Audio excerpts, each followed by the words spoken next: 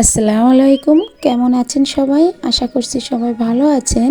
আলহামদুলিল্লাহ আমরাও ভালো আছি। আমার আরও একটি ব্লগে সবাইকে জানাই স্বাগত।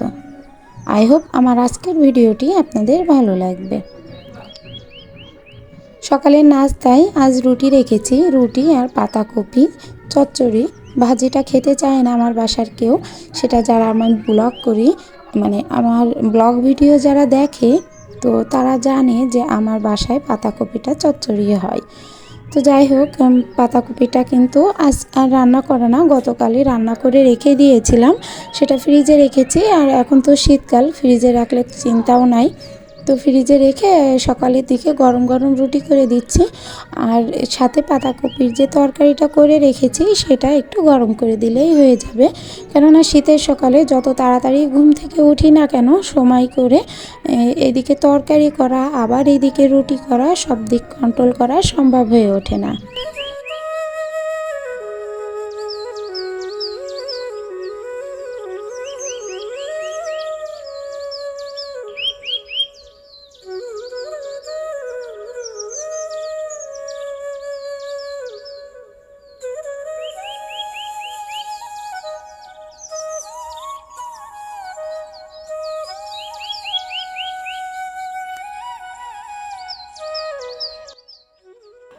আমার আগের ইন্ডাকশনটা একটু কম হয়, মানে পাওয়ার একটু কমে গেছে, একটু হিট কম হয়, তো সে কারণে ওইটা তো উঠিয়ে রেখেছি। আর এটা নতুন আর একটা ইন্ডাকশন, তো এই ইন্ডাকশন আবার ওইটা আবার মাঝে মধ্যে মনে হয় যে অন রাখি, কিন্তু অনেক হুটোপাটা করে তাড়াহুড়োর সময় তো আর মনে থাকে না, যখন যেটা হাতে থাকে সেটা দিয়ে কাজ চালিয়ে যায়। আসলে নিজেকে অনেকটা ব্যস্ত করে ফেলেছি, সেটা কারণ হচ্ছে যে আমার বিজনেস, তো আমার অনলাইন বিজনেস রয়েছে, তো সেই কারণে অনলাইন বিজনেসটা এদিকে সামলাচ্ছি, আবার এদিকে সংসারের কাজ, আবার সাথে ব্লগ করা, সব দিক মিলিয়ে একটু জড়িয়ে ফেলেছি।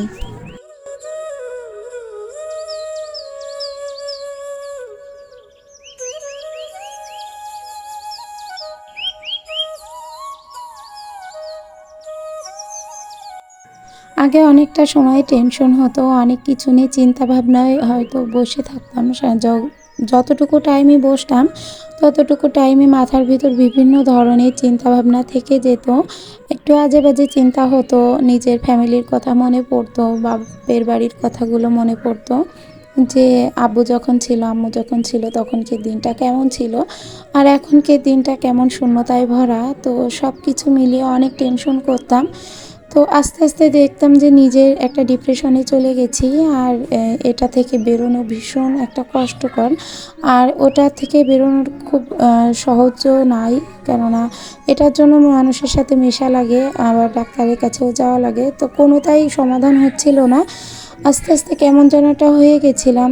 তো এই বিজনেস এবং এই ইউটিউব আমাকে যেটা দিয়েছে আমার ব্যস্ততা, তো এই ব্যস্ততা থেকে নিজের আর ওই যে চিন্তা করব অথবা যে টেনশন হয় বসে থাকলে, তো সেটা থেকে একটু হলেও মুক্তি পেয়েছি।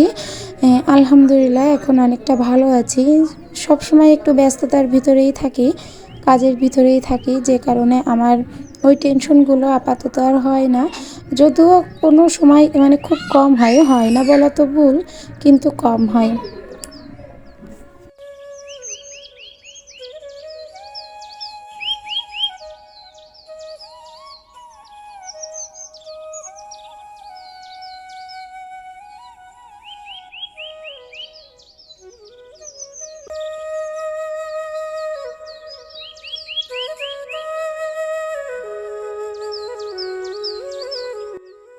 নিজেকে ব্যস্ত রেখে যে উপকারগুলো পেয়েছি সেগুলো আসলেই অতুলনীয়, মানে এটা যে আমাকে এভাবে পরিবর্তন করে দিবে আমি কখনো ভাবিনি। এটা হচ্ছে কেউ যদি আমাকে সমালোচনা করে আমাকে নিয়ে, তাহলে সেটা নিয়ে আগে একটু দুশ্চিন্তা হতো যে আমাকে নিয়ে কোনো ধরনের কথাবার্তা বলছে, যেটা আমি নিতে পারতাম না। আমি সত্যটা খুব সহজে মেনে নিতে পারি, কিন্তু মিথ্যাটা কখনোই নিতে পারি না। আমাকে যদি কেউ কখনো মিথ্যা বলে, আমি যদি তার সত্যটা জানতে পারি, তো সেটা আমার মনে হয় সেটার উপরে বড় আঘাত কোনো কিছুই নয়। তবে সত্যটা যত কঠিনই হোক না কেন সেটা আমি খুব সহজে মেনে নিতে পারি। তো আমি সত্য সবসময় ভালোবাসি, সত্য বলতেও ভালোবাসি, সত্য সত্য কথাও কাউকে কাছে শুনতে ভালোবাসি। আমার মনে আঘাত লাগলেও যদি কেউ আমাকে অপছন্দ করে সেটা আমার সামনাসামনি বললেও আমার কিন্তু কষ্ট লাগবে না এক বিন্দু, কেননা সবাই তো সবার চোখে ভালো হয়ে ওঠে না।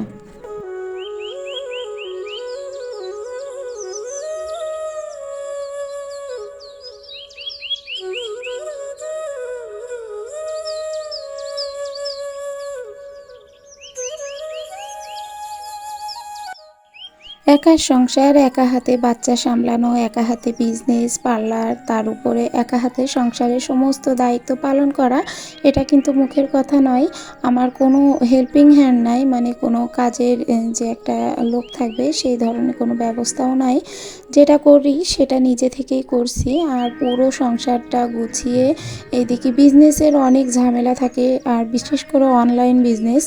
তো এগুলা কমপ্লিট করে তারপরে নিজের মতো করে গুছানো, সেগুলো আবার কভার করা, ডেলিভারি দেওয়া, এগুলোও বেশ একটু ঝামেলা। তো সব কিছু মিলিয়ে নিজেও ব্যস্ত আছি, আলহামদুলিল্লাহ ভালো আছি। ব্যস্ত থাকলেও মনটা খারাপ থাকে না। আর সব কিছুর ভিতরে ছোট ছোট একটু একটু ভালো লাগা তো লেগেই আছে।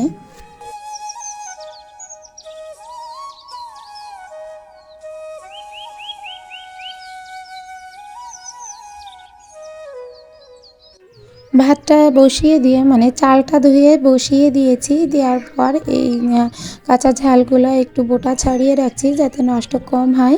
আর এদিকে মেয়েকে আমার সামনে বসিয়ে রেখেছি, রেখে বলছে একটু পড়ো। ছেলেটাকে নিয়ে যখন পড়িয়েছিলাম তখন তো একা ছিল, আর তখন এত ব্যস্ত ছিলাম না। তো পুরোটা সময় ছেলেকে দিতে পেরেছি, আর মেয়েটার সময় ভীষণ ব্যস্ত হয়ে গেছি, যে কারণে ওকে একটু কম সময় দিতে পারি। তো মেয়েটাকে পড়াইনি এই পর্যন্ত, ওর যে এবার ভর্তি করেছি এই পর্যন্ত কখনোই পড়াইনি। তবে বুঝছিলাম না যে মেয়েটা পারবে কি না পারবে। তবে আলহামদুলিল্লাহ মেয়েটা অনেকটাই এগোতে পারছে। মাত্র 4 দিন হলো ওকে নিয়ে আমি একটু হাতে লেখাগুলো শেখাচ্ছি, কিভাবে কোন অক্ষরগুলো লিখতে হয়, কোনটা কোন অক্ষর। তো আলহামদুলিল্লাহ এই 4 দিনে অনেক কিছু শিখে গেছে ও নিজেই। আমি যখন প্রথম ওকে পড়াতে বসি, আমি অনেক আগে, তো তখনও পড়তে চাইতো না, তারপর উঠে যেত, বলতো আম্মু আমার শরীর ভালো লাগছে না, আমি পড়বো না। একটা কথা যদি বলতাম তাহলে কিন্তু ও কখনোই সেটা পড়তোও না, আবার বলতোও না। সবসময় মুখ বন্ধ করে বসে থাকতো, আর ও তো একটু কথা কম বলে। তো সেক্ষেত্রে ভাবছিলাম হয়তো ছেলেটার মতো মেয়েটা আর হবে না। ভীষণ একটা টেনশনেই ছিলাম যে মেয়েটা যদি এরকম হয় তাহলে কেমন হবে।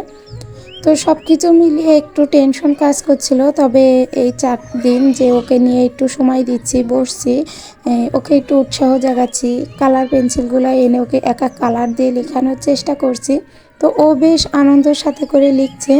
আসলে বাচ্চাদেরকে পড়ানোটা যদি পড়ানোর মতো করে না পড়ায়ে যদি খেলার চলে পড়ানো হয় তাহলে কিন্তু বাচ্চারা সেটার প্রতি আগ্রহ হয় অনেক। তো সেইভাবে পড়ানোর চেষ্টা করছে, আলহামদুলিল্লাহ এখন ভালোভাবে পড়তে পারছে। আমি আমার ছেলেকেও এভাবে করেই শিখিয়েছি, খেলার ছলে ওকে কবিতা শিখিয়েছি। তবে ও এতটুকু বয়সে অনেক কিছু পারতো, সেই তুলনায় মেয়েটা খুবই কম পারে।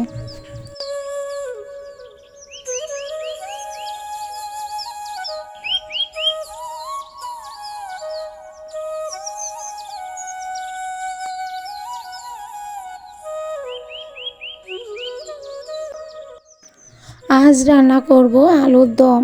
তো আলুর দম বলে, অনেকে আলুর ছাক্কা বলে। তো এটার ভিতরে যেহেতু অন্য কিছু দিচ্ছি না, তো আলুর দমই বলি।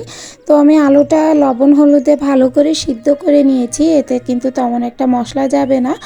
আর সিদ্ধ করার সময় অবশ্যই ঝালটাও দিয়ে দিয়েছি, দিয়ে একটু ঘেটে নিলাম। আর ওটা ঘেটা ঘেটা মতো হলে, পুরোটা ঘেটা যাবে না, হালকা একটু আস্তে আস্তে থাকবে। আর এখানে পেঁয়াজ রসুন আর একটু তেজপাতা ফোড়ঙে দিয়েছি, সাথে একটু জিরেও ফোড়ন দিয়েছি। দিয়ে এই আলুটা এভাবে ঢেলে দিলাম। এটা কিন্তু রুটিতে খেতে বেশ দারুণ লাগে। আর এটা ভীষণ একটু ভালো লাগে আমার কাছে এভাবে রান্না করলে, আমার বাসার সবাইও খুব পছন্দ করে।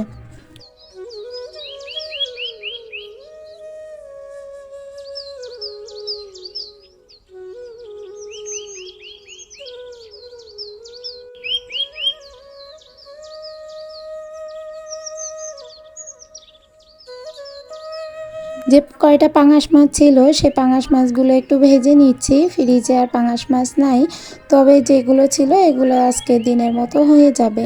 তো সে কারণে পাঙাশ মাছটা ভালো করে ভেজে এটা আবার একটু ভুনা করে নিচ্ছি। এটা পাঙাশ মাছ ভুনা খেতে আমার বাসার সবাই এক কথায় ফ্যান। তো ইনারা হচ্ছে মানে পাঙাশ মাছ ভুনা হবে কি অন্য কোনো মাছ ভুনা হবে, মাংস ভুনা হবে। আর বিশেষ করে আমার হাজব্যান্ডকে যদি প্রতিদিন মাংস ভুনা করে দেওয়া হয় তাহলে তো কোনো কথাই নেই, উনি কোনো কিছুই জিজ্ঞাসা করবে না, একদম নিজের মতো নিজে খেয়ে নেবে। তবে অন্য কিছু দিলে খুব বাচ্চাদের মতো বাহানা করে, এটা খাবো না ওটা খাবো না। আর ওটা দেখে দেখে আমার ছেলেটাও সে শিখে গেছে, এই তরকারি খাবো না ওইটা খাবো না। তবে মেয়েটা আলহামদুলিল্লাহ সব কিছুই খায় আমার মতো। মেয়েটা সবজি খেতে খুব পছন্দ করে, সাথে মাংসটাও খেতে পছন্দ করে। মানে এক কথায় বলা যায় যে আমার বাসায় যদি 30 দিনই মাংস রান্না করা হয় সেটাতে কখনো অরুচি আসে না।